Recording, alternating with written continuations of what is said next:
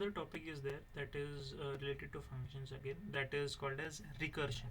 Okay, now what is the basic definition of recursion? Okay, so basic definition function of recursion is the process of the function when it is repeating itself. Okay, fine. So when a function basically calls itself inside itself only, so that is called as a recursion in simple terms. Okay, so now in this main, if you can see from the main, this recursion, this function got called, and inside this recursion function, the function is calling itself again. Okay, so now this process of kind of calling itself repeatedly is called as recursion. Okay, so then again, this might lead to kind of a lot of issues as well. Just for example, say your program might kind of work for infinite times. Just for example, say if I write a simple program, let's include, like say hash include stdio.h. Fine, I'll say a void main.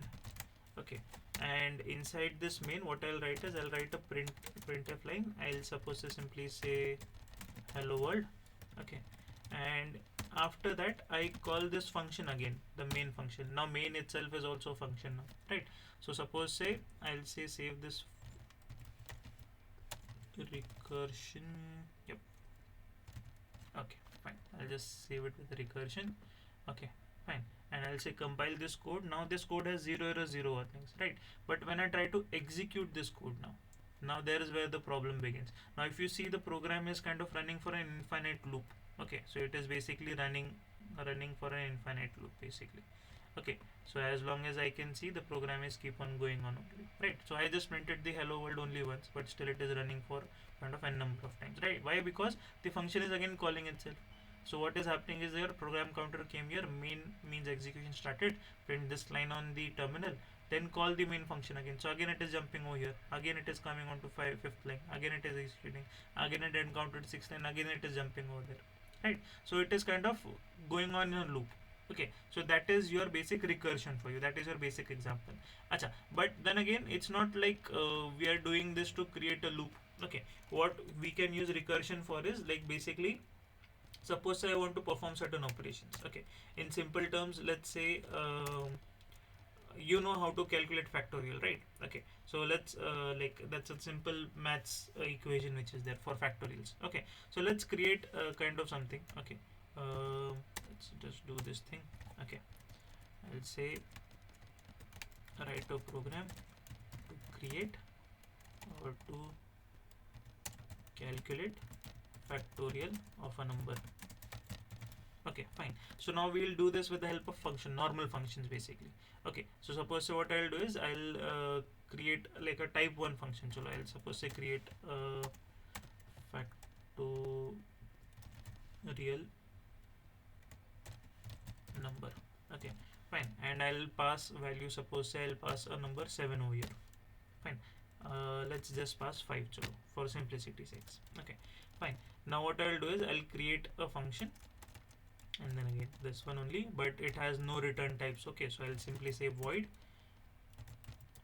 factorial underscore number, and in that I'll just take an integer, suppose as integer x maybe. Fine. Okay, now what I'll do is I'll take an integer I maybe. Okay, fine, I'll say for I is equal to 1. Okay, I is less than or equal to x and I plus plus, and inside this thing I'll create another variable, suppose say int fact.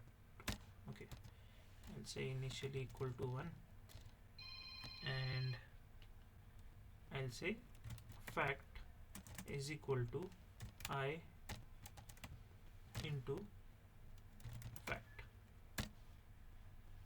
Okay, yep, so factorial is equal to I into fact. Okay, so the value of I is going to keep on increasing. So let's start I with 2 anyways, because fact will be I, right? 1 into 2 into 3 into 4 into 5 maybe, right? And after this is done, what we'll say is we'll simply print it. Okay, we'll print factorial equal to %d and print the value of This is the simple program. Then again, what we did is, this is not recursion, we did a simple program where we created a function that is going to calculate the factorial. Now this number can be changed. You can take a hard coded value, or you can kind of give it from the user. For example, say if you want to do something like this, int suppose say number is equal to 5. Okay, and just put the number over here in the parameter. Okay, fine. So if you want to do it this way, so suppose say if I just say save this program, compile it, there is one error. What is that error? Undefined reference to factorial number. Acha, factorial. Okay, fine. This spelling mistake. Okay, fine. Compiling it, 0 error, 0 warnings. Good. Okay, and running the program. Okay, so factorial of 5 is 120. Okay, that is what we are getting over here. Okay, and then again, if you want to, you can calculate. That is the factorial that we get. Okay, let's calculate the factorial of maybe 7. I think so 7 is 720, I suppose. I'm not exactly sure. Or 5040. Yeah, I think so 5040 is the factorial of 7. So if I just say run this program, I'm getting 5040 as the output. Okay, fine. So yeah, so far this program works fine. But now the issue is, like, we have to do it using recursion now. Now this function, factorial function, should be calling itself again and again. Okay, so how will that work now? Okay, so for example, say I have this thing over here. Okay, fine. I'll simply create another function. Okay, I'll simply just say comment this out. Okay, and I also don't need this one, so I'll say comment these out as well. Okay, fine. What I'll do is I'll create a recursion factorial. Okay, fine. So what I'll say is, now this number which is there, okay, I'll also take integer factorial here as well. Okay, fine. And I'll say this factorial variable is equal to recursion fact, and I'll pass the number. Fine.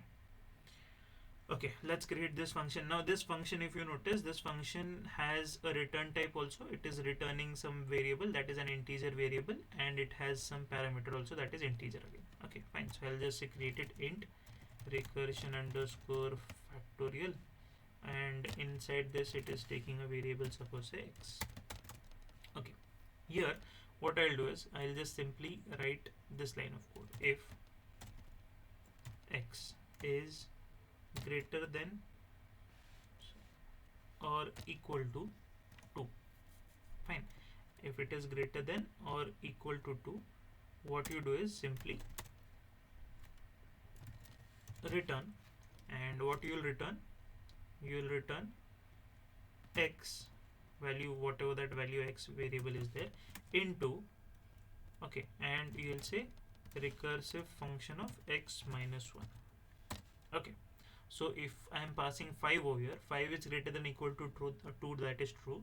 So what you do is multiply 5 into, what you do is return factorial of x minus 1. Now again it is going to call the same thing. Okay, but then again inside this thing the value will be 5 minus 1, that is 4. Okay, if that is the scenario, then again, if that is not the case, if x is equal to, or if x is less than 2, okay, so in that scenario just simply say return 1. Okay, so if you notice, this entire line of code which was there, we were writing a couple of lines of code, that was only reduced to what, 4 lines of code. Okay, so the important thing to understand over here is, with the help of recursion, what we can do is, the things that we were doing repeatedly, we were using some loops and all that stuff, right? For loop and all that stuff. We actually, with the help of recursion, we avoided all those stuff. Okay, for the time being it will be a bit complicated, it will be a bit confusing, but it is all dependent on your practice. The more you practice, you will better understand this concept again. Okay, and once you get that thing, basically once the calculations are done, what you will do is, you will simply print that factorial maybe here. Okay, fine. So I'll simply say chalo, I already had that one line, right? Factorial is equal to this one, so I'll simply say copy this line and I'll paste it here. Fine, just to print the factorial. Okay, so now once I compile this code, 0 error 0 warnings, and now when I'm running it, the factorial of 7 is 5040. We are getting that same result. Suppose I change the factorial to 5. Okay, so factorial of 5 was 120, that we knew. So we'll just say run this thing again, and we are getting the same result. Okay, so this is the concept or the base concept of recursion.